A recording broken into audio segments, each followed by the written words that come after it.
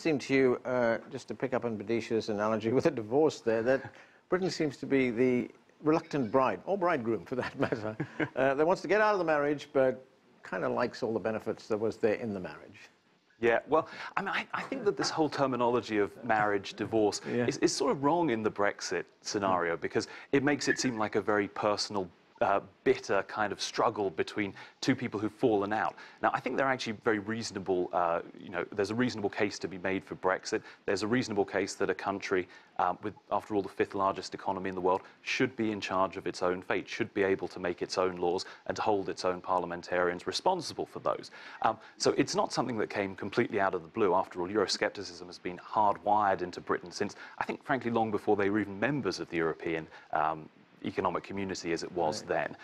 So I wouldn't look at it in terms of a divorce. I'd look at it in terms of we have one system at the moment where you are delegating a lot of responsibility to supranational bodies. And we're saying, no, we don't want to work through those supranational bodies all the time. In fact, we want to work as individual states cooperating with one another. And I think that's one of the crucial things to bear in mind, that although there is a very small tendency towards this sort of Britain first isolationist movement, actually most of the rhetoric from the Leave campaign, certainly the main Brexiteers in government now, is about Britain actually widening its horizons, trying to trade more widely, trying to be more internationalist, whereas I think many people would see the European Union actually as a sort of protectionist bloc. They club together just enough that they can ignore the outside world. And of course, there's no one way to characterize any different part of this debate. It's complex, but I think that Britain has a fairly clear idea of where it's going, although I do frankly find it extraordinary that we're told the Cabinet only this week started to discuss what their desired end state of Brexit was.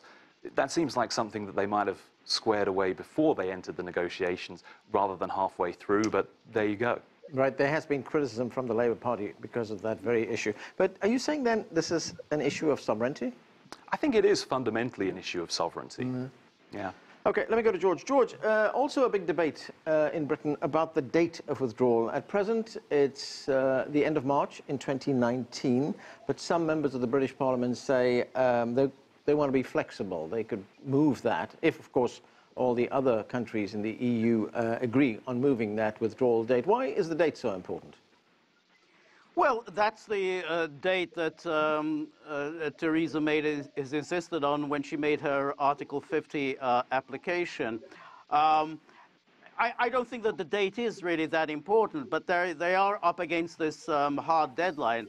And to be honest, it's very hard to see how they can work out so many of the issues by March of 2019, and in time for all of the terms to be translated into all of the different languages and debated in the parliaments of all the respective countries.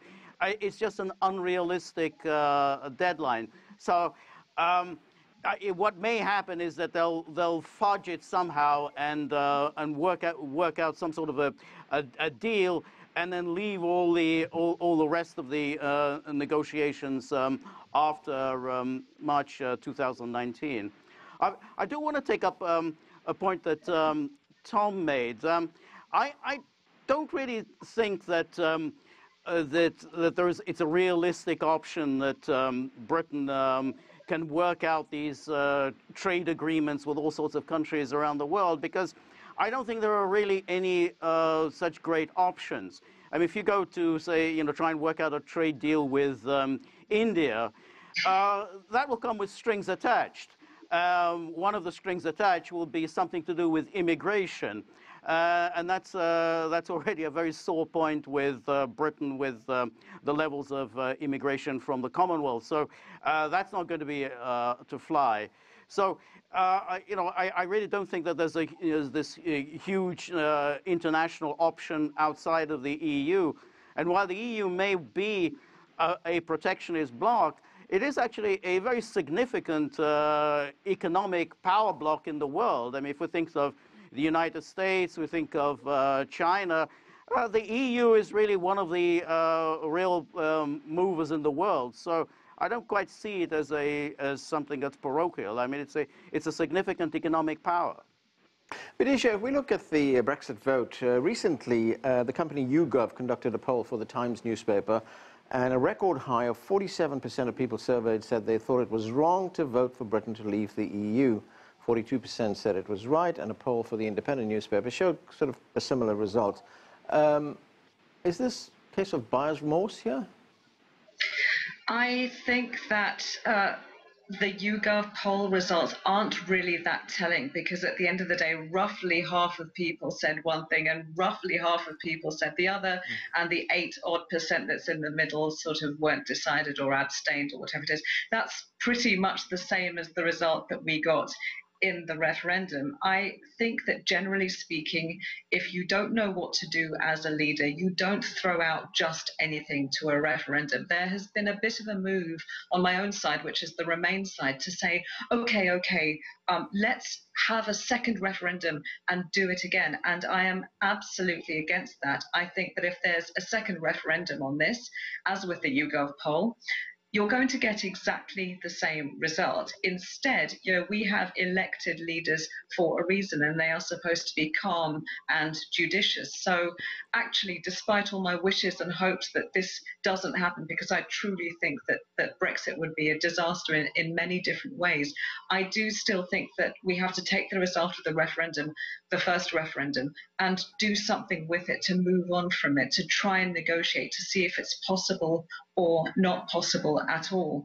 I completely agree with the previous speaker yet again about the difficulty of England somehow forging all these multiple trade relationships with essentially its former colonies. I find that also incredibly galling, the idea that you go around the world, you colonize it, and then you say you have a lovely relationship, and then you go back and you try and do business. It's like someone robbing your house of your laptop and then knocking on the door 2 weeks later and somehow trying to sell it back to you.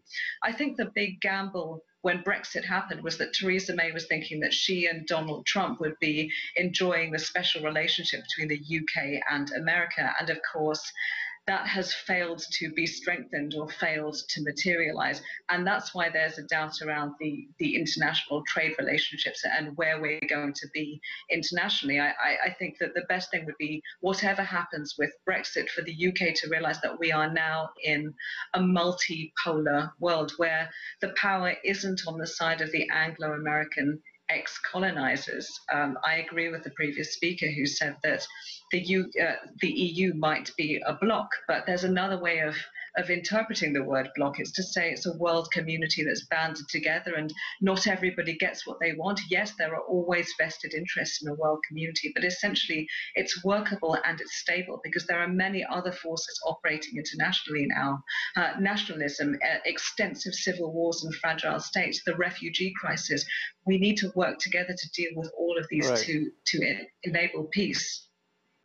Tom, you were saying earlier on that a great deal of the debate around this withdrawal of Britain from the European Union was driven by immigration, the immigration issue. Membership in the European Union means that citizens from one country can move to another country to live and work there. This is freedom of movement within the EU. How will that be affected when Britain leaves? Well, it's unclear at the moment. I think this is one of the things that you will certainly see some kind of change.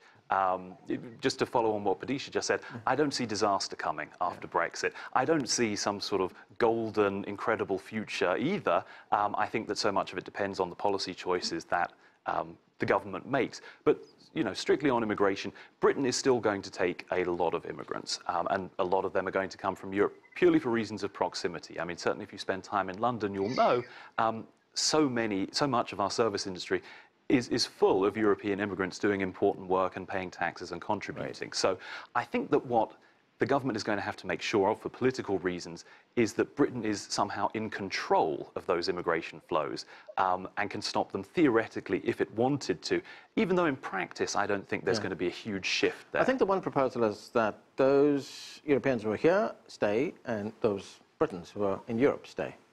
I mean, that's basically it, and they would acquire more or less the same rights that they have at present, and that there'll be some kind of a difference going forward. But, I also think I want to say that we shouldn't look at this as a sort of zero-sum game. It's not Europe wins, Britain loses, or vice versa. In fact, it's in everybody's interest to trade freely and to move freely. And I think that that is basically what we're going to end up with, even if there'll be an awful lot of fudging and late-night dashes to Brussels along the way. George, what kind of leverage does Theresa May have in these negotiations with the Europeans? Well, I think that the leverage that she has is, I think, the one that Tom pointed to just now. It is in the interest of the EU for there to be some kind of a happy resolution of the problem. It is in the interest of the EU to go on trading with Britain. So so the EU would like to work something out whereby you know, it'll be some kind of a soft Brexit. Britain as part of the internal market.